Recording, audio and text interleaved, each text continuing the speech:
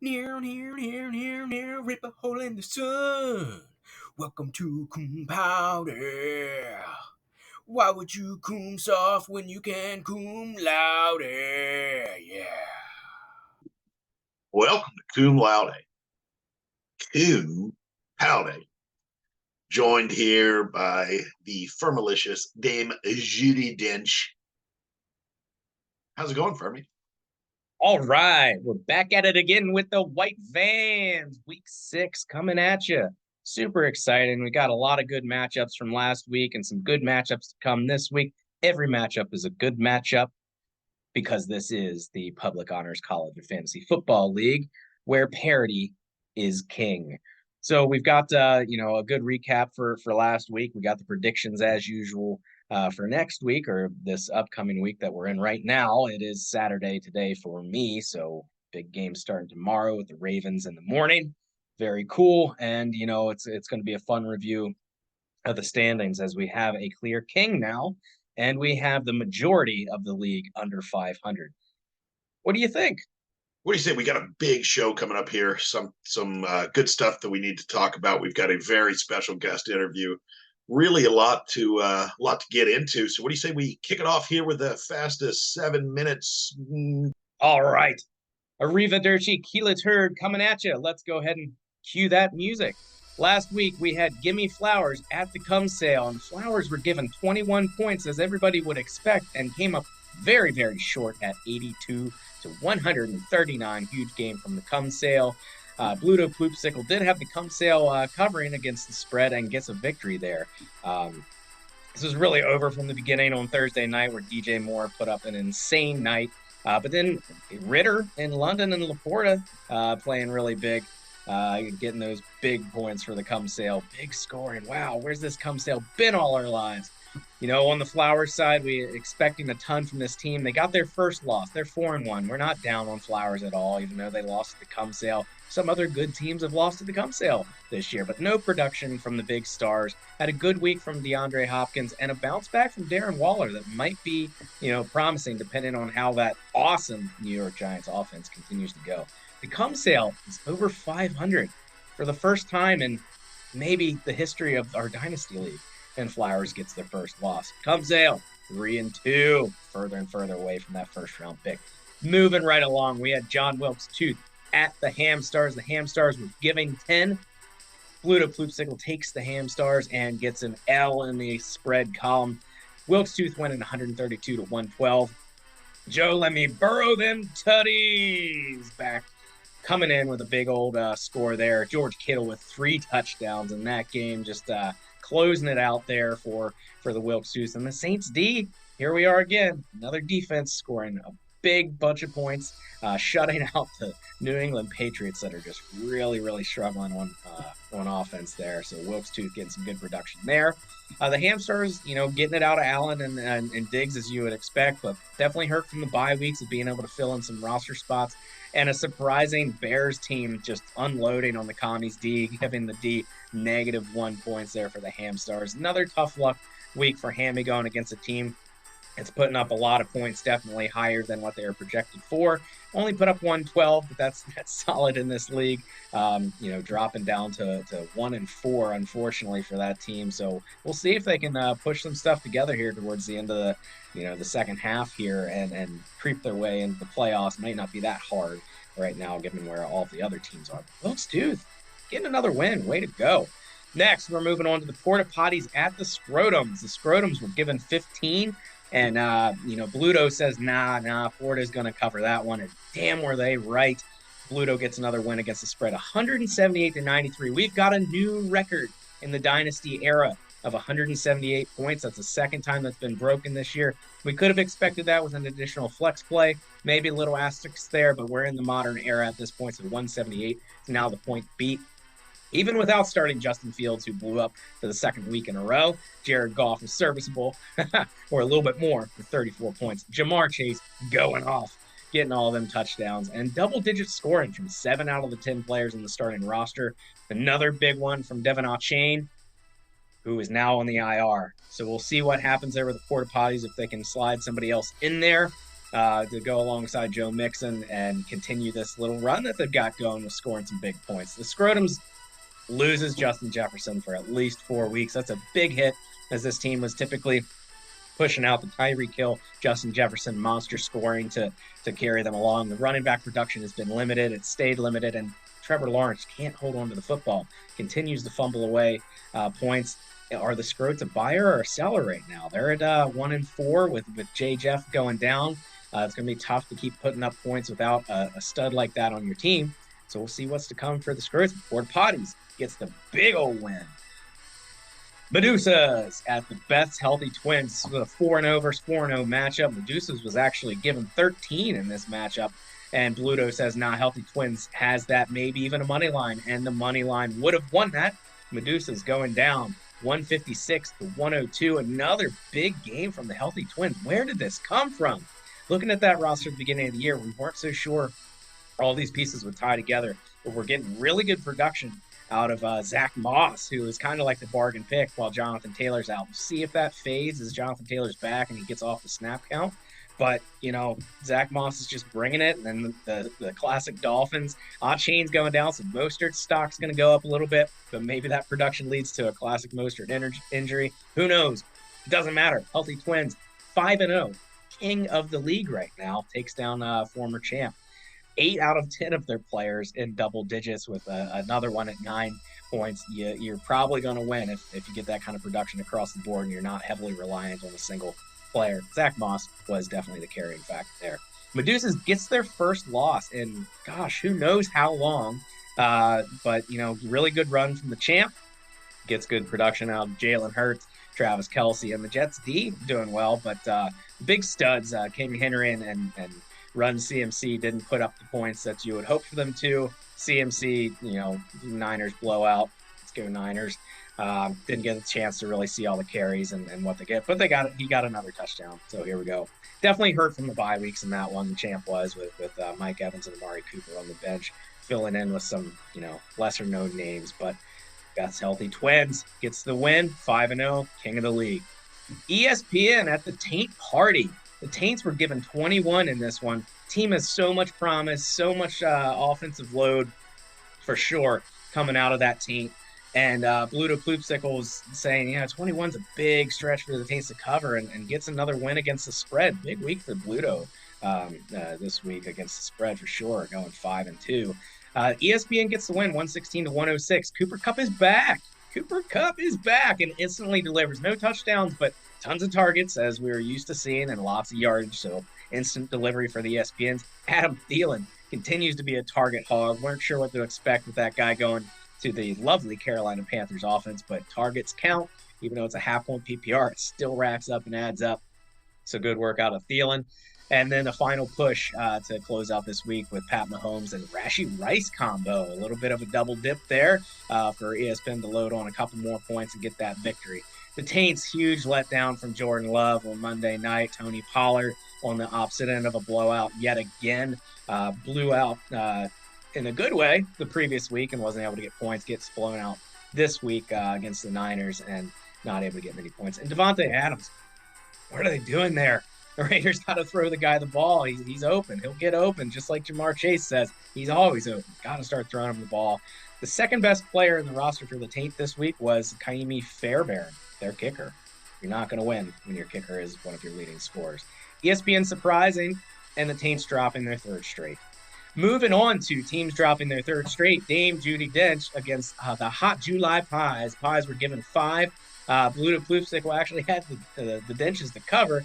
It was a tight spread at the beginning of the week, but ends up being a blowout. July Pies win 141 to 79. Big time blowout. Surprise from Sam Howell, who's just filling in on a bye week, but gets good production despite the Bears blowing out the Commanders.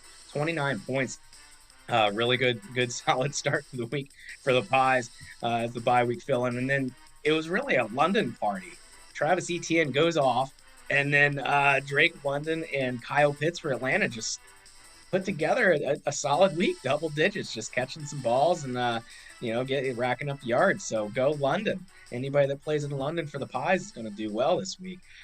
Great game out of Brock Purdy, but that was all that Judy had to go off of was Purdy feeling the loss of the stars from weeks 1 and 2 with the IR for sure. And actually had a starter get scratched Monday night in Aaron Jones, which would not have mattered at all, but lovely to get a 0 spot there. So July Pies gets another win, flexing the muscles a little bit. We see this team as being something that can deliver. They've got players that didn't deliver that should be delivering last week. So look for them to continue to put up big points.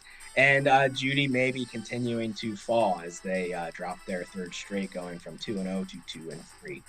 Final game of last week was the tight ends at Big Dak Energy. Big Dak had a humongous spread going into this, projected with a 36-point victory. Bluto Ploopsicle says, nah, tight ends are going to cover that. Tight ends almost win this. What a crazy finish to this game. Ends up being 118 to 117 and a half.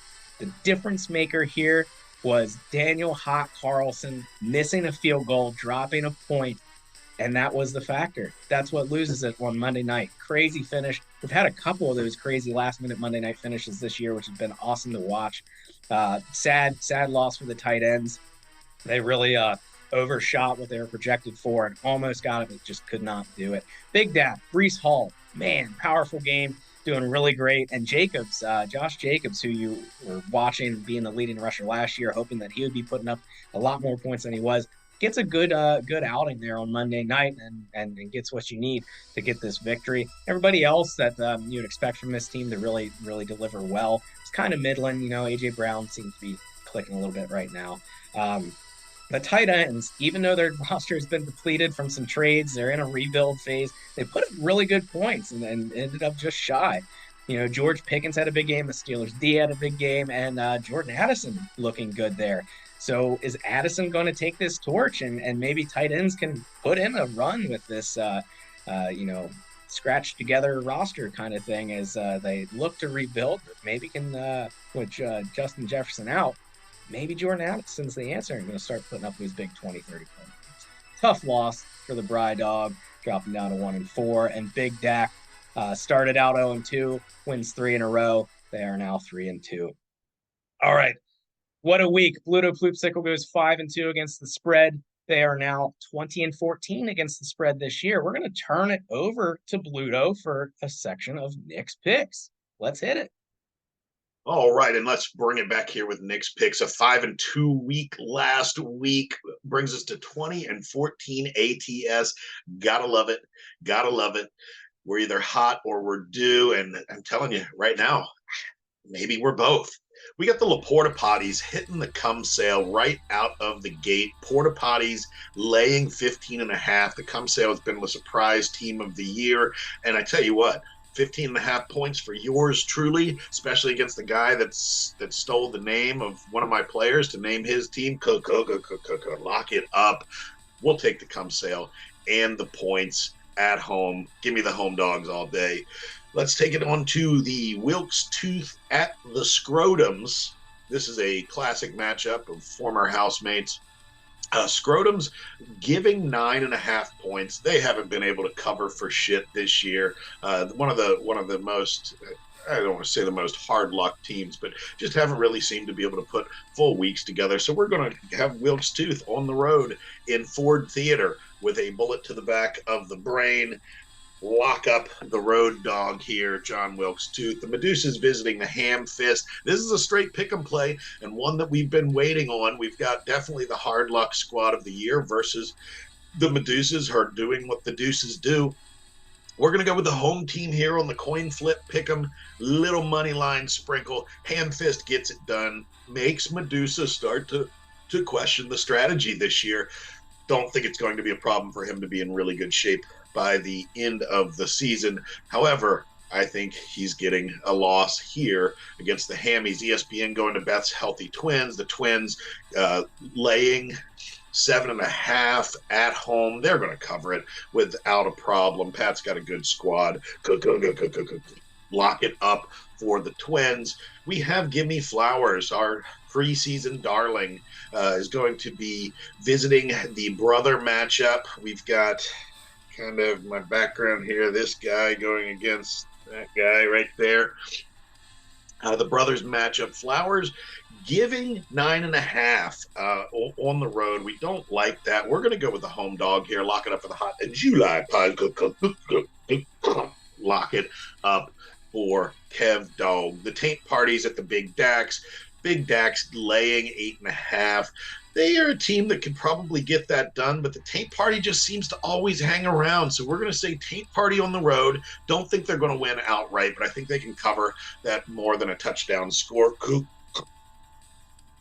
Lock it up for the Taints. And then lastly, Dame Judi Dench versus the tight end girls. Judy giving 5.5 on the road.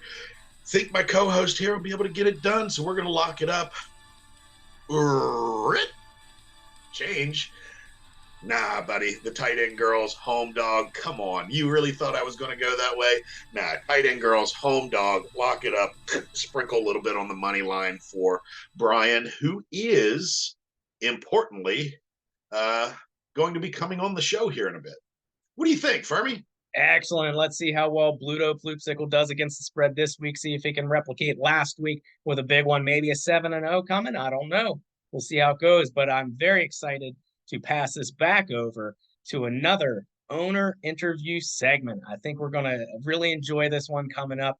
Hope you're all buckled in and have enough time. It is a little bit longer than usual, but it's worth it because the content is there. Let's pass it on over for this owner interview. All right. Well, we've got a special guest here tonight. We've got Brian, the tight end girls manager, the man from the Berg. Brian Miller, what's going on, man? Well, I retired and moved to Florida, and as you can see in the backdrop there, I've been doing a little bit of fishing, a lot of golfing, and just trying to stay cool in the morning, but the afternoons are pretty hot down here in Florida. So I bet where are we at in Florida? Just so we've got a few geographically impaired league members here that they don't know where that is. So where are we located? We're in southern Florida, right above Fort Myers. Okay. Gulf Coast. And we're on the Gulf Coast side. So I have access to the water, and Lord knows there's plenty of golf clubs down here, Mm-hmm. I mean, what's the handicap down to? I mean, we're out here hacking around, or we're like really getting the game tuned in? No, the game is tuning out as I get older, man. I just can't twist my hips around fast enough, and I'm not getting any distance, but I still like to play. I can putt pretty good. That sounds like a man that's just too strong for his own joints, though. I mean, that's what it is. It's too much muscle, too much strength, and your joints can't keep up.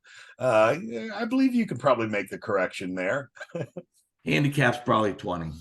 Okay. Oh, shit. You'd be probably in first place in this league. And look, I'll say that with Jeff Lordy listening, and I've watched him play. But look, you get him two tokes of that purple skunk junk and maybe a beer or two at the turn, and all of a sudden, the wheels are falling off the cart for him too. So yeah, I might have needed to give him a gummy to try to pry Derrick Henry off of him this year. But Jesus, he's got him locked in his hands like he's second lover. Well, yeah, I mean, look, if he had his druthers, probably a first lover, right? Look, I know you're wearing the pit garb here, and obviously, I'm a guy. I mean, I think many of the members of this league have heard the story. I mean, I literally at the backyard brawl in 2009 Thanksgiving, Tyler Bittencourt hits a winning field goal in Morgantown. I vomited on two Pitt fans, a father and son. And so my position is pretty clear. I probably didn't need to take it that far, both for myself and for the bystanders. But yeah, man, what's the Pitt history? And I know there's a little message in there for my brother, Dame Judi Dench, the Fermalicious, with the Pitt garb. Judy knows I like Kenny, but I'm not throwing out my whole team to get a player that I like that has a possibility of possibly being good. Right now, if you ask 12 people in a jury room, would you keep Kenny Pickett or drop him? I bet you 11 out of 12 would say they'd drop it if I was on that jury. He's just. Are you the 12th guy? I mean, I think I'm the 12th guy. I'm the guy that's you're the 12 angry men. You're the holdout. Okay. I'm going to be the holdout. So, I'm going to see how long Firm can hold on to those, weak outings and crappy Steeler games that they only score 20 or 22 points a game. You're just not putting a lot of points up there. I just like the guy, but Firm wants too much for him. So we're going to get there. All right. That sounds like we're starting to negotiate out here in the press a little bit. You know what I mean? Starting to lay down the terms, Yes. lay down the asking price, see if there's some other buyers or sellers out there. I like it. As somebody that watched Kenny Pickett do what maybe it may have been the bare minimum, but certainly the bare minimum to get a win this past week against my beloved Baltimore Ravens. Yeah, no, he's an easy guy to cheer for. In the same way that Ben Roethlisberger was.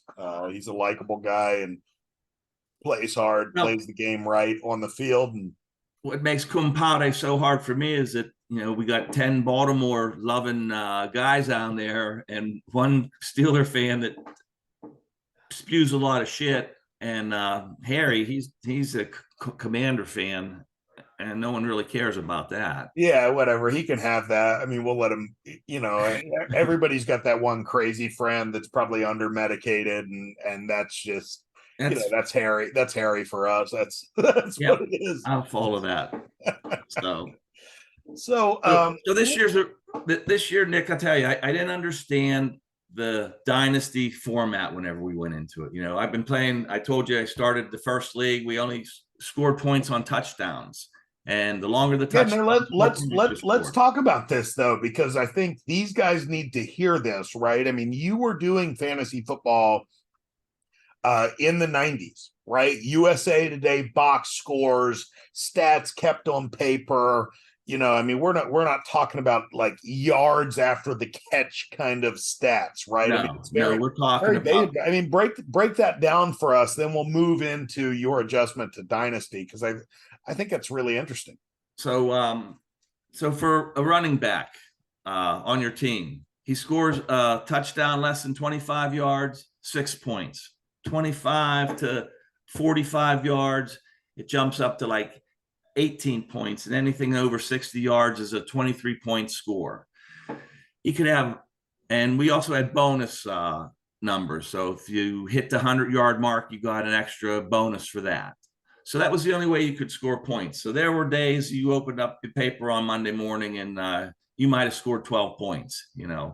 It was tough. And these guys sat there and calculated the stats and wrote them down on paper, and then hand delivered the letters to our homes in the neighborhood, because there was no way to print them out and no computer to generate any of the stats. So it was just a pure, here's what your team scored, here's your money, or not here's your money. It was a tough time to get all the stats and player information together, but we did it. We made a party out of it every year. And it continued, and actually the league's been going so long in Pittsburgh that I think 3 of our original members have actually passed away. That's how long it's been going on. I mean, look, here's cheers to those guys, right? I mean, this is I was going to say, I know there's something there under the table, under the counter. I don't, yeah, I mean, the guys that were doing it in the best way, and honestly, this is a game about a game, right? And we're sitting here playing it, and we're having a good time, or we're talking shit and cussing at each other, and just really enjoying this experience as it goes along. And I'm glad you're bringing that forward. I think I finally learned how to play. This first couple years, it's like you pick your or the first year of the dynasty, you pick your team, and that's your team. Those are your players. Yeah, I wasn't used to that.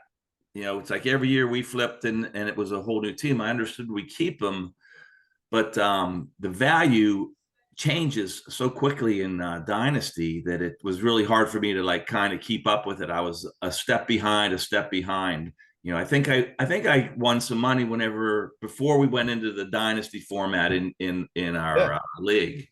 But in this dynasty league, boy, I've been scratching. I've been sucking hind tit on the whole last 2 years.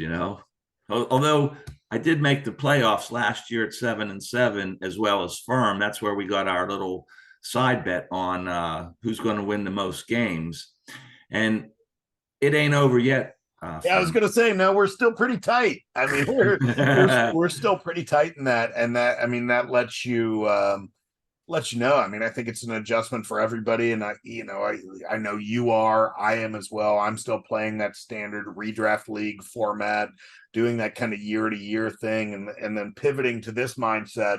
I mean, I tore the thing all the way down to the nubs and have just been scraping the bottom of the barrel, and am on my rebuild, right? And that it's fun. I look up to you in what you did last year. I mean, that was a tough season to go through, getting players and watching. A $225 donation to the rest of you guys, whoever decided to claim it, right?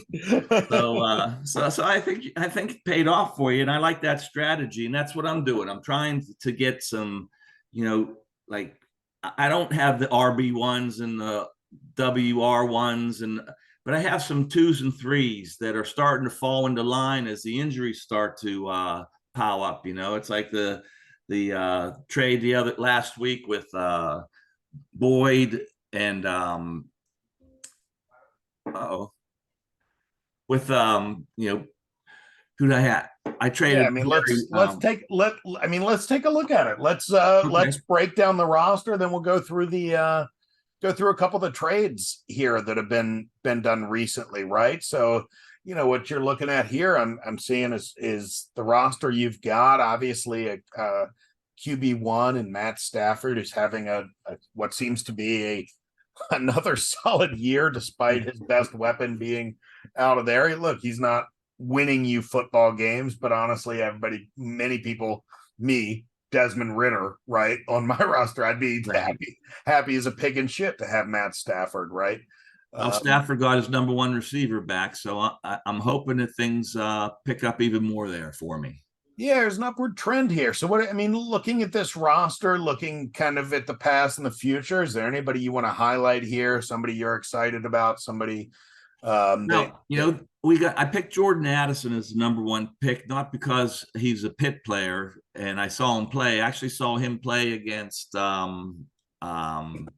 Jacksonville's quarterback at the championship game, and he's a great receiver and he has great hands. And now that Jeffries is out, I could really pick up a lot of ground on some of these teams here with the points if. Yeah, I mean, for I almost got Minnesota locked up with Osborne and Addison now. That's how things have been coming together for me. That's KJ Osborne is a waiver wire darling in redraft right now. You've already got him locked up because it's a dynasty format, and kid out of Miami looking good without JJ in the lineup. You've got Addison and Osborne. I mean, any chance we're seeing both of them as starters? There's a pretty good chance. And, Harry traded me his number one pick this year. So, there's some talent in there. And I know there's a lot of old wood in there, but it's scoring enough to keep me competitive. What I like how I'm building up my draft picks for the future. It's like, this is the part I didn't figure out at first. And, I'm planning on stacking in the next couple of years so that maybe this year, I'm going to get a lot of shit from the boys out there in Baltimore land, but that's okay because I feel like I'm on an upswing and I got a lot of opportunity to pick up some great college players come draft season, and then I have a lot of picks early on, I think. Yeah, I mean, we're looking at showing your draft picks now. I mean, we've got 2 first rounders in 24 this coming year, 2 first rounders in 25, 2 first rounders in 26, right? And so you've got over the next 3 drafts, you've got 6 first-round picks, and there's only one other guy in the league that has similar numbers. And you're talking to him, right? And so, and I emulate you because I thought that was a good strategy. Once the players get long in the tooth, there's injury bugs keep them from performing. You gotta go, and and that is the in-season trades, right? I mean, that's something that you've over the last week have really kind of capitalized on. There was one big trade here with the Ham Fist, the Ham Stars, with your son-in-law, right? Right. Sending Keenan Allen and Isaiah Pacheco in exchange for the Woods, Pirine, Mingo, first and second in 2024. We've talked about how much you value the picks with the Mingo, Pirine. I mean, Woods is a little long in the tooth, but it gives you somebody to start for the rest of the year if you need it during your he's a buy player, if something comes up. Yeah, exactly. But I mean, Mingo, I assume, is a guy that you kind of like. You liked him coming out of college. You like what we're seeing here. Yep, he's definitely on the upswing too. So he's a physical specimen. I mean, we like him, and you're making more trades though, and this one's still at the time of recording. I mean, we're at 5:37 here on the PM, on the East Coast.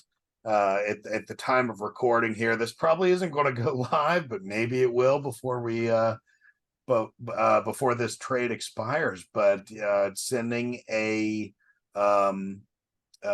Chase Claypool in your direction, right? I think I saw Chase play the first season, his rookie season in Pittsburgh, under a different wide receivers coach, and he had a decent year. And then whenever they cleaned house and brought in this Canada and his whatever kind of scrubby coaches he has, because I don't see our players developing and getting better, I'm taking a chance. I think Chase has the talent, and if somebody puts him under his wing, a coach, and gets him back where he was in his first year and first part of the second year, he could be an asset, or he could be a dud, But these are. These aren't based on facts. These are based on my gut feelings, and I think that's what fantasy's a lot of that's about. It's like you just have a feeling that a guy's gonna do it. You got guys that could run a 4-3-2, and they never get any targets. Drives you crazy in this league. Yeah, and I mean, a guy like Claypool, right? Notre Dame pedigree, heading to Miami. Here's our Catholics versus convicts. I mean, maybe he's merging everybody together, right? I mean, it's everything Jimmy and Lou Holtz ever wanted, coming full circle under Mike McDaniel and his weird brand of football. And I mean, excited to see it. I think it's a good move. What do you say we head quickly, because we put it out there in the Cum Laude community. I mean, 2.4 million viewers on an hourly basis. Obviously, there's lots of people that send in different questions here. There's a question came in through Telegram at Men of Powerful Spunk. Brian, you have birthed or caused the birth of more children than any other league mates. What's your secret to having such a powerful seed?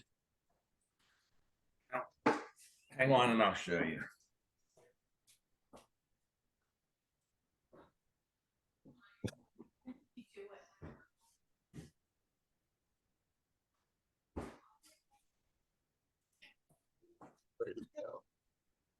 Oh boy. I'm just like my players, man. Yeah. Whenever I need to get cooking, I get cooking on it, baby. And lots of girth and lots of length. That's baby. This is exactly what I wanted to hear. I'm sure this is exactly the message this particular writer wanted to hear. So we definitely appreciate your insight, and obviously, we're not taking any kickbacks here for the branding or anything like that. We might have to reach out to certain. You might have to have a disclosure statement Yes. if this takes off on YouTube, buddy. So here we've got an email question that came in from Panhandle Pescatore at AOL.com.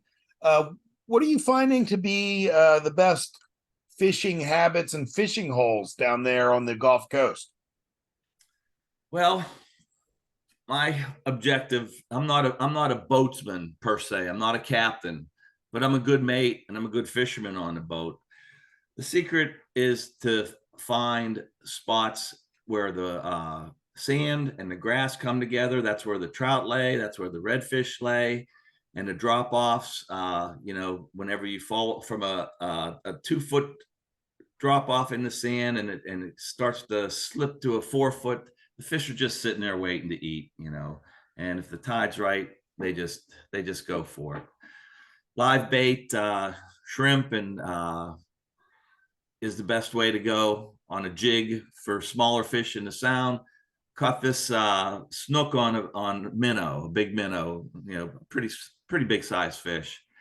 The secret, get a line in the water. You ain't going to catch shit if you don't have the line in the water. So you just got to go out and try to find some places and just evaluate the bite. And whether you go back, you never know. Yeah, buddy, you got to have a line in the water. Is the kind of stuff that's, ready for the tight end girls t-shirt line, maybe. That's the quote you've always needed. And then last question from X, formerly known as Twitter, the Elon Musk website, at Bomb and Boomers. What's it like being the elder statesman of this group, kind of being in the group chat with all the quote unquote younger guys, and by those terms, it's a bunch of middle-aged guys like myself, but you are the elder statesman. What's that like? What's that dynamic like for you? I think I don't know how many bachelors are in our league. Two? I think it's only two. No, I think it's only 2 bachelors and probably only 4 without children. So yeah, everybody's pretty hemmed in at this point, right?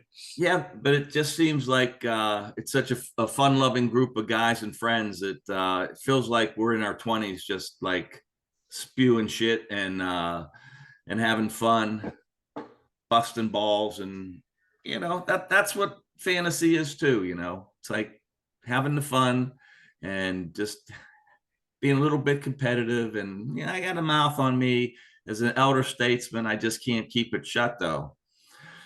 So, nor should you.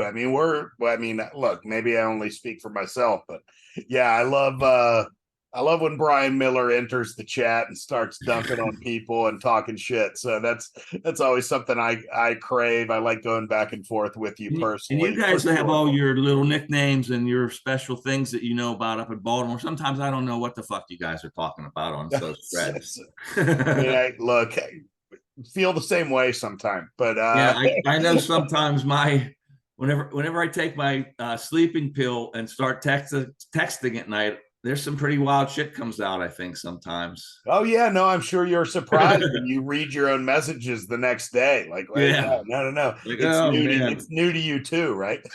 Just full disclosure, I don't want to offend anybody in this league or anybody or their family. So if I do, I apologize in advance. No, look, to the extent that it's necessary, certainly everybody's fine with an apology accepted. Fucking let it rip. You are a favorite of many folks in the league, including myself, and it's good to have you in the chatter, good to have you in the league. Excited to see kind of the rebuild as you're doing it, and excited to track this little side bet between you and my brother. as this goes on. Dame Judi Dench currently sitting at 2-3, you at 1-4, trading within each other while competing against each other. I love that. I mean, this is some gamesmanship, and yeah, we'll see who's Oscar Mayer is a little longer, and who can noodle for catfish with their dicks a little bit better, right? Right. I think it's going to come down to the last game of the season between me and Furman. I love it. That's what we're waiting on. You know, this might, I had a lot of hope Brian Bowl. I mean, I think the spread on my match this week was like close to 50 points that I was supposed to get hammered by, and a fucking missed field goal cost me a match, and that's okay because I have hope now that this team is coming along. The RB1s and the RB2s or RB1s are going down, and my players are starting to look good now. Yeah, no, and you're in a prime position to be able to do what you need to do to position yourself for the future. But yep, had a big bye week last week, had a lot of players on bye. I think that gives me a little bit of an advantage because I think the rest of the league's going to start getting hit hard with the buys now too coming up, you know? Yeah, this is the time of year, man. Good time for fishing, good time for fantasy football. And look, man, thanks for coming on here.